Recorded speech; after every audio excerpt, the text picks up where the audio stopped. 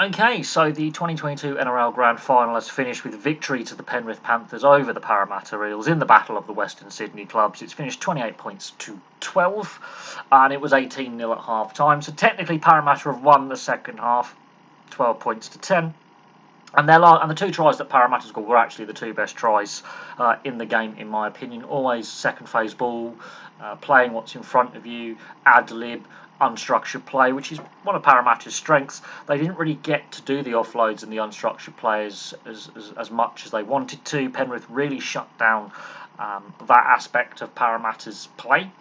And at half-time, it's 18-0, and you're thinking, okay, there could be a comeback. But then the first 10, 15 minutes of the second half, Penrith just put the stranglehold on completely.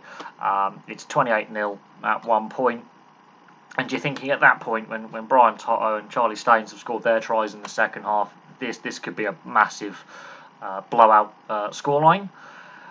To Parramatta's credit, they didn't give up. They stuck in there. They kept plugging away. But when Bailey Simonson goes off injured, you're thinking that's curtains. They can't get any points now. It was a very good ad-lib play, exposing a gap in the Penrith defence, one of the few gaps there were.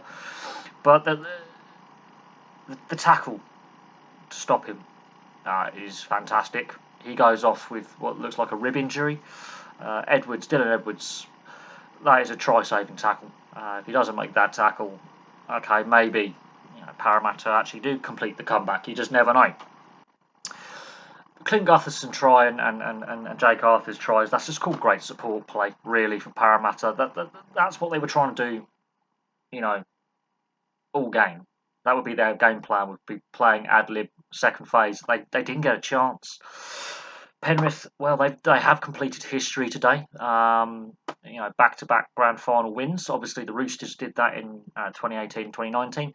Hasn't been done since the Broncos in the early 90s. So it's been 30 years since, with only three sides doing it.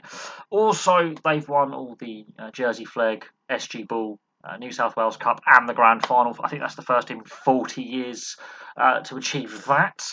And of course, it's three grand finals in a row. I mean, this Penrith side, and you look at their production line that's coming through, they're going to be losing players from this grand final winning team. Like your Kickows, your Coruscaws. I think Charlie Staines has played his last game for the team as well. Try scorer in the second half. They've got a production line.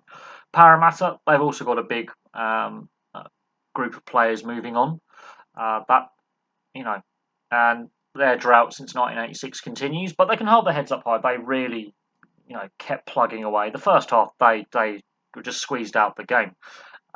Penrith star with the forwards, structure and their solid defence, their kicking game. They were winning the aerial battle, they were winning the territory battle, and they slowly worked their way up. The three tries come. When the Sorensen try goes over, you're thinking the game is won. It's a question of, do they open up in the second half? Of course, Brian Toto gets two tries. Charlie Staines gets a try, as I say. But Parramatta are stuck in there. And their two tries, in my opinion, were the best two tries of the match in defeat. So there we go. Can Parramatta obviously continue to be a top four side next year? And Penrith, how can they be stopped? They've lost 4 games this year. They've won 67 games in 3 years. How can this Penrith side be stopped? It's a juggernaut. It really is. From where they were in 2018 till now, in that 4-year span, they have completely revolutionised how they play.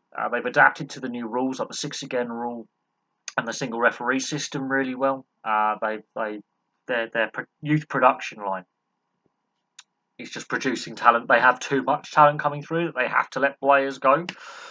And how do you stop them?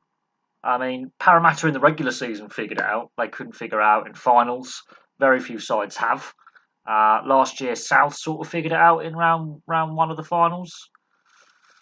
There was a few moments this season where Penrith looked a little bit vulnerable, but they ran away with the minor premiership and they've run away with the grand final. So there we go. Penrith repeat, go back to back. Parramatta, could it be another long wait until another grand final, or will they still be a top 4 side next year with the amount of players who are leaving, like Reid Marnie? We shall see. But from me, thank you very much for watching. Please place your thoughts in the comment section below, and I'll have some more content for you very, very soon.